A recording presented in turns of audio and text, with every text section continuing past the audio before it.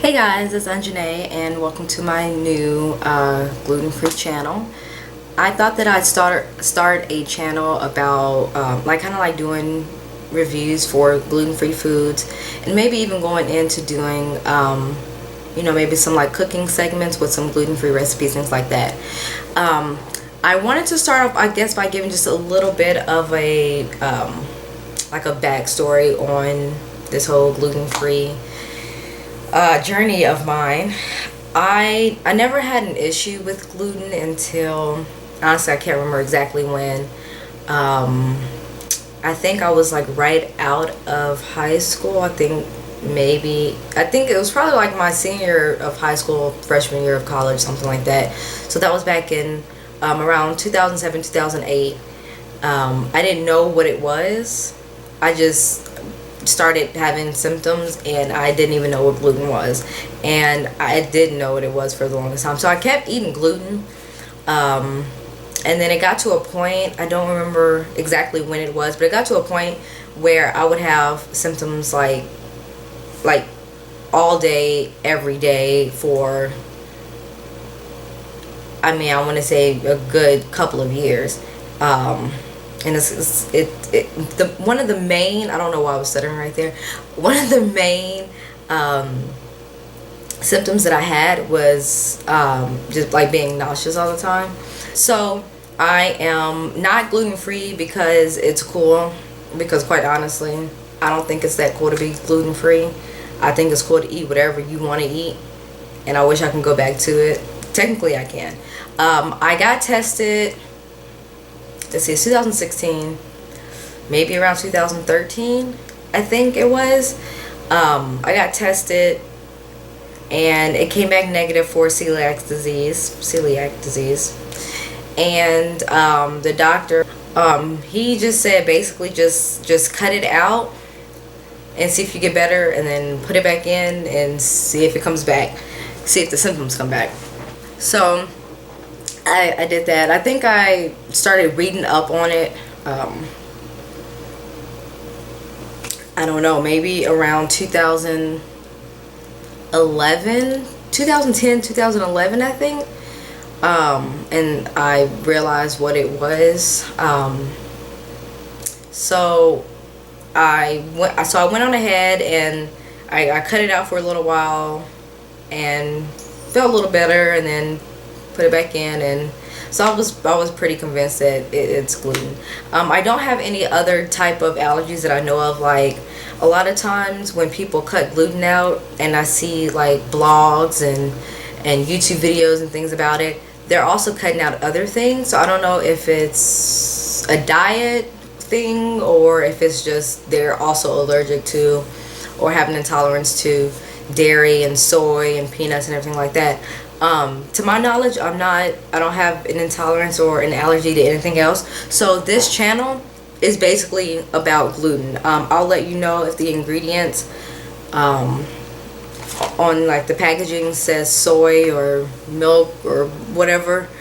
But the only thing that I'm really focused on is like gluten, because that's the only thing that I have issues with. So we're gonna get started. I have two different items here that I wanted to do a review on. One of them I've tasted already, and the other one I have not. So we will start with we'll start with the one that I have tasted already.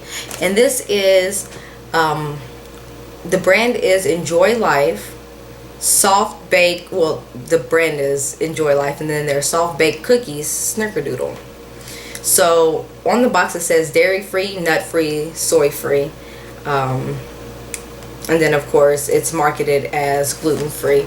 See the box here. So you have Enjoy Life soft baked. It's backwards to me, so I can't really read it anymore. Snickerdoodles, and see right there, gluten free. There we go. So this is what the box looks like. And I have my receipt here just to give you guys an idea of about how much it'll cost, because anyone that has gone gluten-free or is gluten-free, whatever, knows that gluten-free foods cost more than, you know, other foods.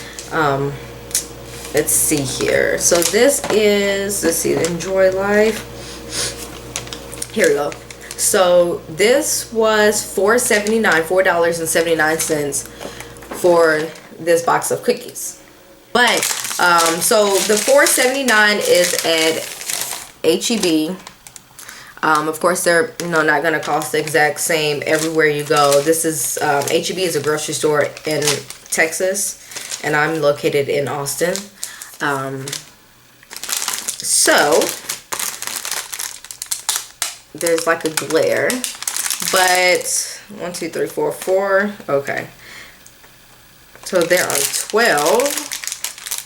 I don't know if it says it on the box how many are in here, but there are 12 cookies in here. And I mean, if you ask me, like almost $5 for 12 cookies is not good enough.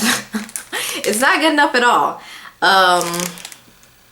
But I mean, hey, it is what it is. Like I said, I don't normally buy sweets, but I'm pretty sure, like, if you go buy like a box or like a bag of Oreos, they have like, I don't know how many, but they have like it's like 3 rows, and it has like so many in a row. It's like a lot. You get a lot, and it's probably cheaper than this, but yeah. So even though I've tasted them already, and actually I've had these one other time before. This is my second time buying. But here's the cookie. Hey. And it, I don't know, like, yeah, but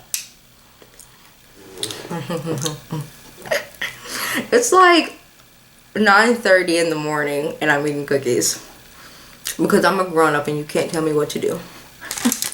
Okay, so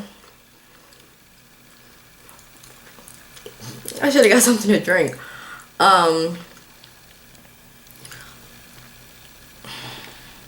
What I do like about these cookies is that they are indeed soft baked. They are very soft. When it comes to gluten-free things, a lot of times they are like dry and crumbly, especially when it comes to like bread. So I think it's moist enough. Like, I think the texture is fine. I'm not gonna say that I'm a picky eater, because I definitely don't think I'm a picky eater, but I definitely notice differences in something that's like the norm and then something that is like gluten-free or something that's supposed to be healthy or something like that. And sometimes I don't like when it's different, but the texture, the consistency, everything of this cookie is fine. I just think that the flavor, like, it tastes like a Snickerdoodle, but I honestly, I don't know what a Snickerdoodle is. And I keep wanting to say ginger, and I don't know why. Brown sugar. Okay, so I'm gonna assume that it's the brown pure cane sugar. I don't know, but there's something in here that makes it, it's kind of like maybe they have a little too much of it. Like it's maybe like a little tart in a way. It's still good. It's not the best one that I've had, but if I had to rate it from like 1, let's say from 0 to 10, and this is a scale only for gluten-free foods, it would be for only gluten-free foods. Remember that. It's not all like overall foods, just gluten-free foods. From what I've tasted so far, I would probably give it about a 9.5. So it's good enough for me to keep buying.